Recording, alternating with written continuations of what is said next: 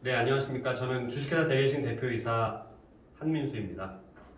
오늘은 주식회사 대리해신의 대리운전 창업을 진행함에 있어서 세무 관계된 교육을 좀 드리고자 영상을 준비를 했습니다. 그래서 이 세금 신고 부분에 대해서 총 3가지의 파트로 구분해서 설명을 드릴 수가 있는데요. 돈의 흐름에 따라서 어떠한 신고의 의무를 갖게 되는지 그 부분에 대해서 설명을 드리겠습니다. 첫 번째는 본사의 매출 신고 부분에 대한 부분을 설명드리겠습니다. 본사의 매출은 각 지점에서 본사로 돈의 거래 금액 자체가 이제 입금이 된 케이스를 놓고 보시면 되는 거죠. 그래서 본사 매출에 대해서 첫 번째는 가맹비 33,000원, 대표번호 회선료 11,000원, 로직 회선료 11,000원을 저희가 매월 1일자에 해당되는 월에 대한 것들을 일괄적으로 저희가 차감을 하고 있습니다. 자, 이때 사업자 지점은 저희가 계산서를 발행을 해드리고 있고요. 현금 영수증은 개인 지점에 대해서는 발행을 저희가 해드리고 있습니다. 자, 두 번째는 이제 지점의 콜비 매출 신고 부분인데요. 각 지점의 총 건수에 대해서 1,000원 부가세가 여기는 이제 포함이 되어 있는 거죠. 이 경우에 이렇게 해서 저희가 발행을 매월 해드리고 있는데, 이때 사업자 지점은 세금 계산서를 발행을 하고 개인 지점은 현금 영수증을 발행을 하면서 저희가 이 매출 신고를 하게 됩니다. 자, 두 번째는 지점의 매출 신고 부분에 대한 설명을 드려야 되는데요.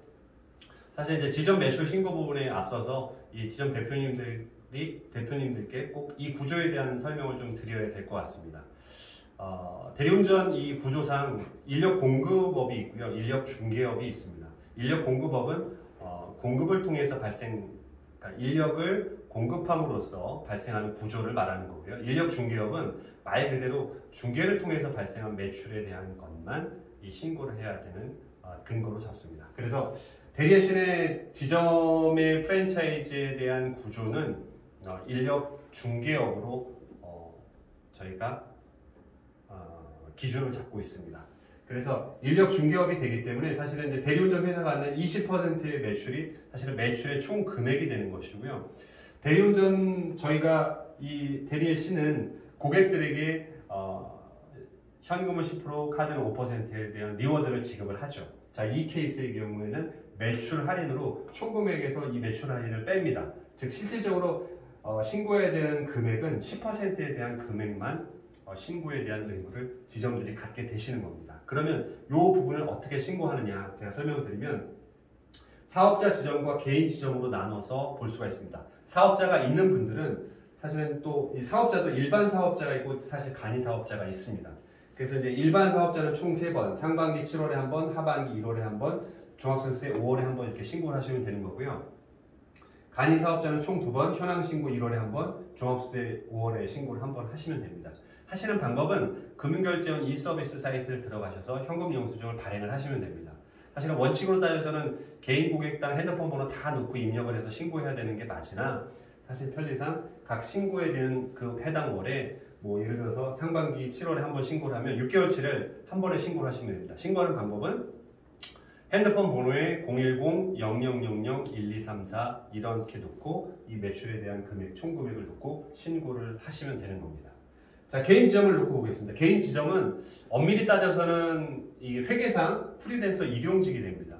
일용직이 그러니까 프리랜서로서 발생된 이 정산금을 사실은 대리해신에서 지점에 준 것이기 때문에 이 부분에 대한 것들은 소득이 발생된 걸로 간주하는 거죠. 따라서 원천세 3.3%를 저희가 차감을 하고 지급을 하게 됩니다.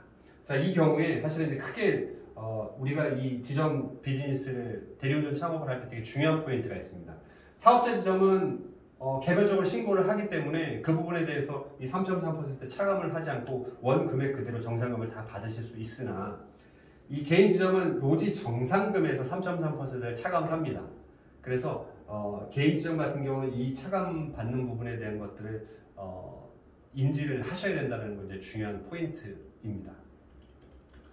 그래서 가급적이면 사업자를 내셔서, 간이 사업자를 내셔서 사실은 8천만 원이 넘지 않은 경우에는 다 이제 21년도 올해부터는 지금 간이 과세자로, 간이 사업자로 판단하기 때문에 세금에 대한 신고 부담이 거의 없습니다. 사실은 신고를 하더라도 이 부분에 대해서 세금 신고에 대한 부담 금액이 크지 않다고 세무회계법인에서 지금 얘기를 나오고 있기 때문에 사업자를 내셔서 세금에 대한 부분도 부담도 줄여가시고 실질적으로 네이버 스마트 플레이스의 지도를 등록함으로써 온라인 불특정 다수에 대한 고객도 만들어 갈 수 있기 때문에 영업적인 거나 실익적인 측면에 봤을 때도 사업자를 통해서 내고 운영을 하시는 게 훨씬 더 이득이 있으시다라는 것을 제가 말씀을 드리겠습니다.